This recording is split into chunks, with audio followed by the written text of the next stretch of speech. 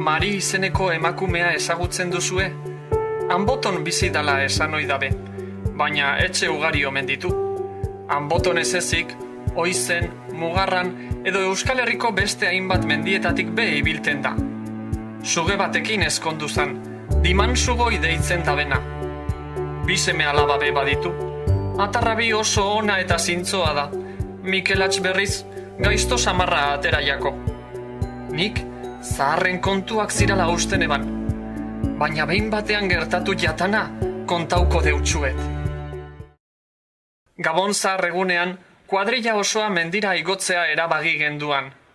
Urte zaharraren azken orduak, barrabaskeriak egiten pasako genduzala adostu genduan. Eta ara abiatu ginen, freskagarri, gozoki eta susiriaz ganezka.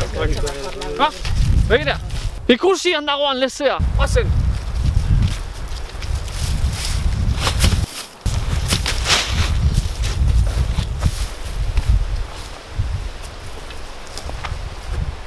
Hau mundiala da, susiriak barrura botako ditugu. Ikusiko duzue zegin zara eta polita. Bai, eta barruan dagozan piztiak astoratuko ditugu. Kobazuloa bildurra metzen deust, hobe mendik alde egiten badugu. Baina zein koldarra zaran, neska.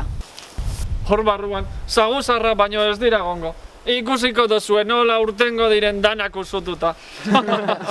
Tira, hasi susiriak boteten, hau mundiala izango da.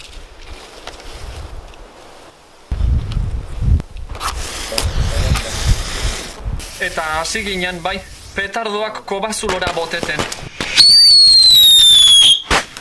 Gehiago bota, piztu petardo gehiago.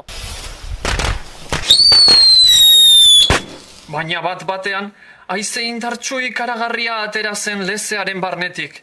Eta kuadrilla osoa lurrera bota ginduzan. Baina zer gertatu da? Hauze gertatu eben.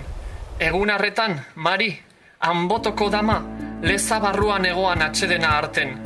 Jaurtitako petardoak esnatu zeben eta horregaitik atera zan haserre bizian. Imaginatu zein punturaino iritsi zan Mariren haserrea, kuadrillako kide guztiak bizi guztirako gaitz mordo batekin zigortuak izan ginala.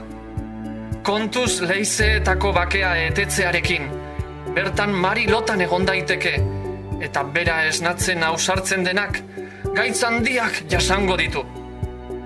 Hori da aspaldiko euskaldunak esaten zutena, eta horregatik bakean utzi behar dira leizeak. Bere barnean sorginak, lamiak eta iratxoak bizi direlako.